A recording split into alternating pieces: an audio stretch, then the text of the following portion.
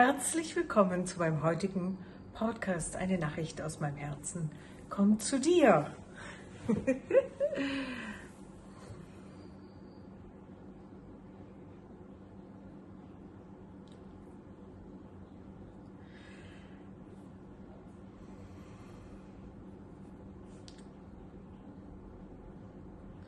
Es gibt keinen Grund, dir Sorgen zu machen. Weil du bist in deinem eigenen Spiel unterwegs, in deinem eigenen Verstand. Ja, ganz einfach. Denke an einen pinken Elefanten. Jetzt schließe deine Augen und denke an einen pinken Elefanten. Mit weißen Tupfen.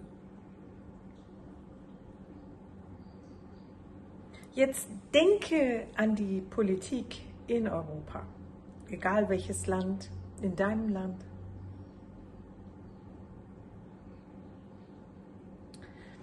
Jetzt denke an die verrückteste Person, die du kennst.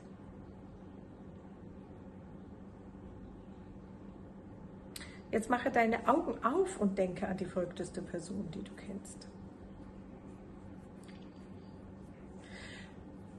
Bitte, jetzt komm hier wieder her mit Bewusstsein. Wo ist das? Wo ist der pinke Elefant? Vor dir, vor deiner Nase? Noch nicht. Wo ist die Politik? Es ist alles in deinem Kopf. Es findet in deinem Kopf statt.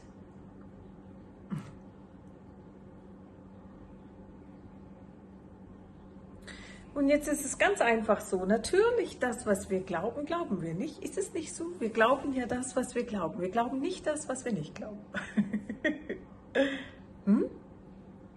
Oder glaubst du das, was du nicht glaubst? Nein, das glaubst du nicht. Du glaubst, was du glaubst.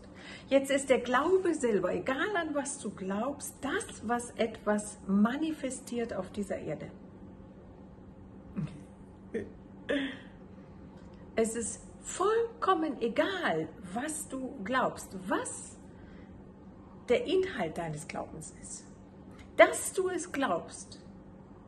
Und je mehr selbstverständlich du es glaubst, umso mehr manifestierst du genau das in der Realität. Der Wandel startet da, wenn ich anfange, mit dem Punkt bewusst zu spielen. Wenn ich anfange zu registrieren, okay, von was gehe ich denn selbstverständlich aus? Ja, der ist so doof und der kann das gar nicht und der peilt nichts. Und die Blöden da draußen und der und sowieso und was in Amerika los ist, da ist erst überhaupt die Hölle los.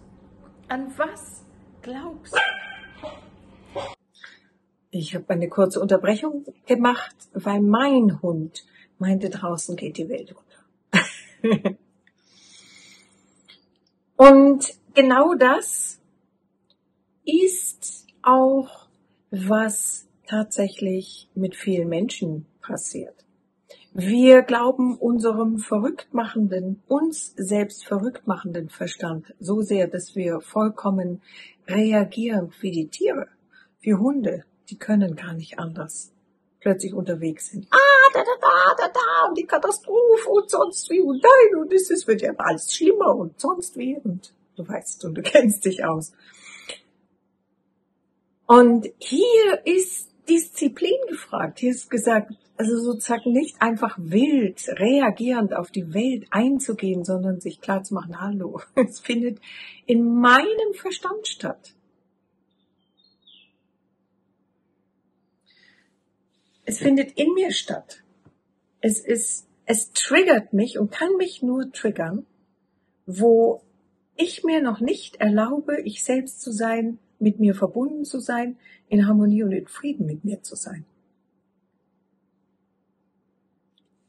Wo ich selber noch meine, ich muss so und so sein und so dem folgen und das und so weiter und wo ich Stress habe. wo ich selber Stress habe. Und dann macht mir das Außen Stress. Dabei ist jetzt die Fragestellung, okay, guck dir das mal eigentlich wirklich konkret an. Wenn wir uns angucken konkret, wo finden denn die ganzen Sachen statt? In welcher Situation hast du wirklich konkret physisch mit jemandem zu tun? Überhaupt, egal von wem du hörst, das sind doch immer Bilder, Medien und irgendwelche anderen Leute, die irgendwas posten oder irgendetwas sagen oder YouTube oder sonst wo. Wo ist die Verankerung? Wo haben wir die Verankerung? Weißt du, im Prinzip ist mir das natürlich egal selber. Kannst du deine Verankerung haben, wo du willst. Nur ist es so, wenn wir die Verankerung in uns drinnen haben und einfach Sachen auch hinterfragen und in unserer Ruhe bleiben, die Sachen uns anschauen, sehen, okay, das findet in meinem eigenen Verstand statt. Wenn das in meinem eigenen Verstand stattfindet, dann probiere ich mal aus, wenn ich da andere Dinge reintue. Zum Beispiel jetzt käme Medien vorbei und da würde also ganz was anderes drin stehen. Zum Beispiel ist der Bundeskanzler auf einem weißen Elefanten geritten und hatte einen türkisblauen Mantel an. Und ja, was würde in dem Moment, ja, wenn du das in der Zeitung liest, der du vertraust und glaubst, dann wäre das genau jetzt deine neue Realität. Stimmt's? Genau, das ist der entscheidende Punkt, den ich gerne wach machen möchte.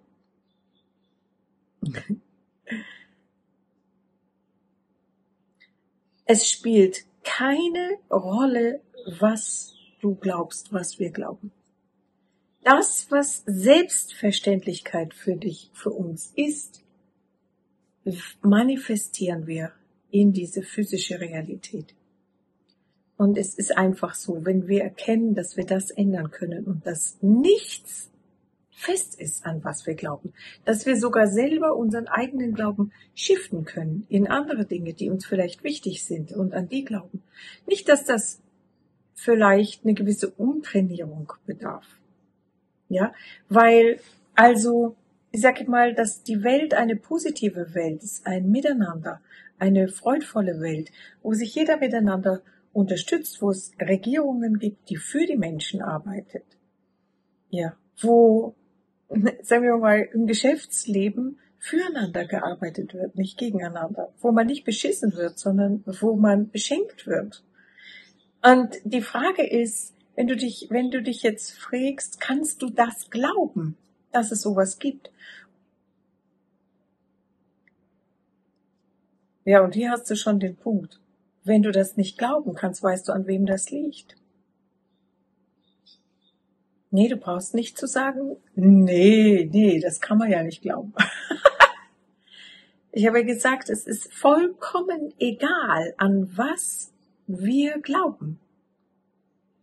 Der Glaube selber ist die Kraft, die etwas auf der Erde realisiert. Christus sagt zu seinen Jüngern, wenn ihr so viel glauben könntet wie ein Senfkorn, könntet ihr zum Baum sagen, entwurzle dich und pflanze dich ins Meer.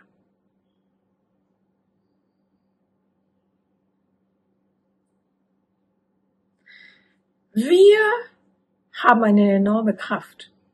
Wir manifestieren kontinuierlich.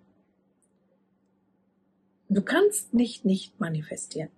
Ist nicht möglich. Jetzt ist die Zeit, sich zu fragen, was manifestiere ich denn eigentlich? Was hast du für ein Leben um dich herum? Das, was du siehst, was du glaubst, von was du ausgehst, wie deine Zukunft für dich aussieht, all das ist dasjenige, was du manifestierst, was du manifestieren wirst und was dein jetziges Bewusstsein ist. Und jetzt gibt es eine einfache Sache. Das, was dein jetziges Bewusstsein ist, muss so nicht bleiben. Aber du bist gefragt, neue Bilder zu erschaffen. Wir sind ja so trainiert, zum Beispiel, dass wenn ich dir sage, denke jetzt nicht an den pinken Elefanten, dass du das gar nicht kannst. Garantiert denkst du an den pinken Elefanten. Jetzt funktioniert der Verstand und die Bilder von außen genauso. Sie manipulieren dich, bis du sagst, stopp. Du siehst, was weiß ich, im Fernsehen, in der Zeitung, irgendwo. Muss ja nur eine kleine Geschichte bei den Social Media sein oder über YouTube. Und schon, wie der pinke Elefant, da hast du es drin sitzen. Und schon, geht alles um diese Sache. Und das ist im Grunde genommen nichts anderes wie ein Hund, wenn er draußen ein Geräusch hört. Zum Beispiel muss er los, wusch, und kläffen und bellen. Und das passiert auch. Und jetzt ist es geht ja um Bewusstsein. Und das ist der ganze Geschichte, in der wir drin sind, ist Bewusstseinswandel. Und das, was alles abgerissen wird und was gerade schon alles umfunktioniert wird und was schon nicht mehr funktioniert, bist ja schon du. Das ist ja nicht außen, das ist wieder innen. Denn du glaubst ja schon an die Zerstörung und den Zerfall und dass es nicht mehr richtig funktioniert und dass die Regierung schon Mischugge ist und nicht mehr wirklich funktioniert. Sonst würdest du das nicht sehen können. Aber jetzt ist eben wieder dieser einzelne kleine Moment, der entscheidend ist, zu sehen, wow, das ist was in mir stattfindet. Das ist auch alles, worum es geht.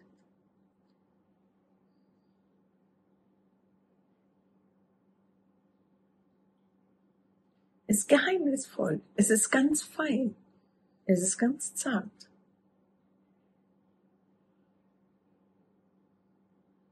Es ist das Selbstverständliche, von dem ich ausgehe, dass es so ist.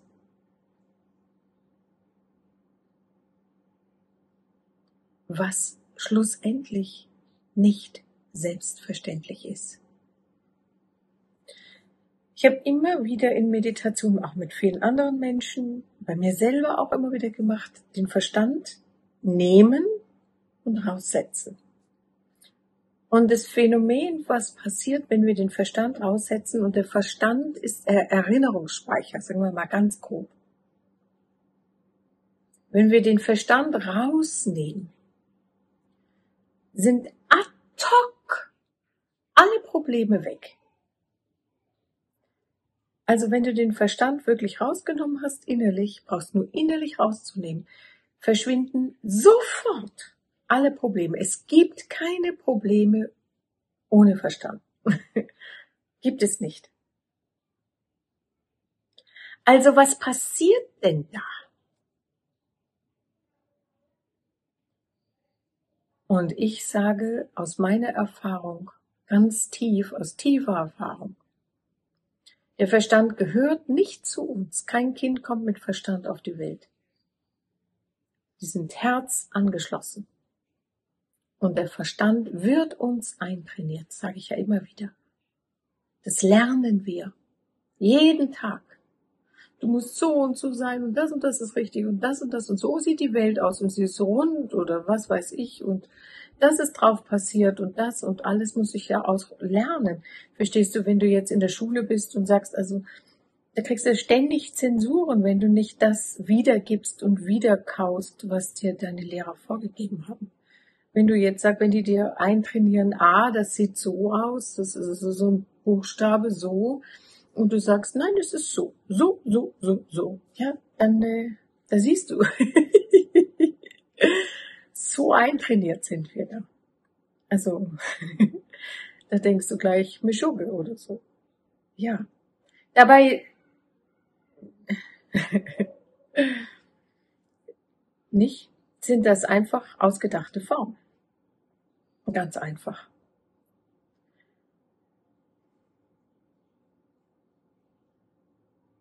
Und wenn wir uns jetzt einfach anschauen, die ganze Weltsituation, wo viele Menschen vor Angst haben und viele Menschen denken, oh Gott, was passiert denn jetzt in meinem Land? und in Europa und drumherum und in der Welt und in Amerika und so weiter, dann gibt es eigentlich nur eine Frage: Vor was habe ich eigentlich Angst? Und wenn ich mir klar werde, dass Angst niemals mit dem zu tun hat, was wir wirklich sind, sondern immer aus der Verstandesmanipulation kommt. Immer. Es gibt nicht eine Situation, wo es Angst gäbe, die aus unserem inneren Wesen herauskommt. Dann können wir uns fragen, mit was sind wir denn jetzt gerade beschäftigt? Und ist es nicht so, dass der Wandel im Bewusstsein ist, dass wir erkennen, was ist eigentlich der Verstand, was macht er, wie manipuliert er mich, wie hat er mich im Griff, wie lässt er mich die Dinge alle manifestieren, die ich nicht haben will, wie kann ich das loslassen und wie komme ich eigentlich in den Bereich rein, in mein Herz, was den Zugang in sich hat zu meinem vollkommenen, unsterblichen Wesen. Denn die Sprache des Universums versteht nur das Herz. Denn die Sprache des Universums ist Energie und Frequenz. Wenn ich Energien verstehe und wenn ich Frequenzen verstehe, kann mir niemand ein A für ein U vormachen. Also ich meine, ja, du weißt, was ich meine. Niemand kann dich mehr anlügen. Es ist nicht möglich. Das Herz kann man nicht anlügen. Das Herz kennt den Weg. Das Herz weiß, was wo wie ist. Das Herz ist nicht Wischelweidel Wuschel und nicht irgendein Liebesgesüß, sondern das ist punktgenau. Das tatsächliche Denken findet im Herzen statt. Und wunderbarerweise hat zum Beispiel eine Universität wie Stanford, was eine der besten Universitäten der Welt ist, haben wir eine Abteilung von Forschungen, wo sie festgestellt haben, das Herz hat denkende Fähigkeit. Jetzt kommt ja die Wissenschaft auch da drauf. Ja. Das heißt, wo ist der Ankerpunkt, die Ruhe und die Sicherheit in dir? In jedem Menschen. In unserem Herzen. Wie können wir unser Herz erreichen? Der Verstand ist an Manipulation interessiert. Ständig und immer und wird dich immer boykottieren. Du kannst machen, was du willst. Er wird dich versuchen zu boykottieren, bis du lernst, nicht mehr drauf einzugehen. Das Herz ist viel, viel tiefer. Dazu müssen wir in eine viel tiefere, wie sagt man, innere Lage in uns gehen. Tiefer heißt, Beta ist der Normalzustand, zum Beispiel Alpha, Delta, Bewusstsein. Tiefer. Da, wo man auch in Meditation ist, und tiefer heißt gleichzeitig weiter weg von außen. Ja, der Verstand zieht einen immer nach außen und sagt, draußen ist die Realität und darauf muss man aufpassen und davor musst du Angst haben. Und das ist Manipulation. Aus der Kraft halten nennt man das. Und wenn ich in meine Kraft rein will, geht es darum, das Außen loszulassen, den Verstand loszulassen und tiefer rücken, in mich hineinrücken und in meinem Herzen spüren, die Energien spüren, in mir spüren. Was ist wirklich los und was brauche ich jetzt? Weil wenn ich wirklich loslasse, dann gibt es keine Sorgen mehr über Außen und über die Dinge, die einem im Leben passieren, sondern gibt es nur die Frage, was will ich? Da bin ich Schöpfer, da bin ich frei, da bin ich Gestalter der Dinge. Und das ist auch schon alles, worauf es ankommt. It's a game. Es ist ein Spiel. Vollkommenes Bewusstsein, das, was wir wirklich sind, inkarniert, lernt sich komplett zu vergessen, wird manipuliert, denkt, draußen wäre die Realität und man selber Opfer der Umstände. Und jetzt ist der spannende Weg aus dem Vergessen. Das ist wie wenn man jemanden ins Labyrinth schmeißt. Irgendwo rein, ein richtiges, knäuliges Labyrinth. Und dann geht es eben darum, den Weg wieder aus dem Labyrinth rauszufinden. Und so ist es auch, aus dem Labyrinth des eigenen Verstandes und des Glaubens an was weiß ich, was wir glauben und du glaubst, wieder zurück in unser Herz, in unsere Verbindung zu unserem göttlichen Schöpferwesen und erkennen, wow, das ganze Spiel findet ausschließlich in meinem Verstand statt, der mit meinen 5 Sinnen gemeinsam mit meinem Körper durch diesen Avatar erlebbar ist. Also dieser Planet, auf den wir inkarnieren, ja nicht nur hier auf diesem Planeten, wir inkarnieren auf sämtlichen Planeten, aber hier ist das der Spaß unseres vollkommenen Wesens, genau aus dem Vergessen sich wieder zurückzuerinnern, wer wir wirklich sind. Und dadurch, jeder ist ein Teil der Schöpfung. Wir sind eins. Dadurch erfährt sich Schöpfung neu. And that's it. Das heißt, es ist ein Innehalten, in sich hinein lauschen. Mit was bin ich denn da außen konfrontiert? An was glaube ich denn so selbstverständlich? Also der ist eine Katastrophe. Tief, hast du mich verstanden? Ich weiß es ganz genau. Und ich freue mich, dass du da bist und hier bis hierher gehört hast. Und ich freue mich, wenn du mir mithilfst, dass diese Nachricht in die Welt kommt. Und falls du noch meinen Kanal nicht abonniert hast, wenn du dieses tust, wenn du fleißig unten drunter schreibst, wenn du mein Video likest und so viel wie möglich verteilst. Denn es geht nicht um Angst, sondern es geht um den Frieden in uns, um diesen zu finden, zu leben und damit die neue Erde zu inkarnieren. Jeder spielt eine entscheidende Rolle. Auch du. Du spielst eine super entscheidende Rolle. Du könntest gar nicht existieren und hier sein, wenn Creation, Schöpfung, dich nicht brauchen würde. In diesem Sinne, ich freue mich von ganzem Herzen auf dich. Das nächste Mal. Tschüss!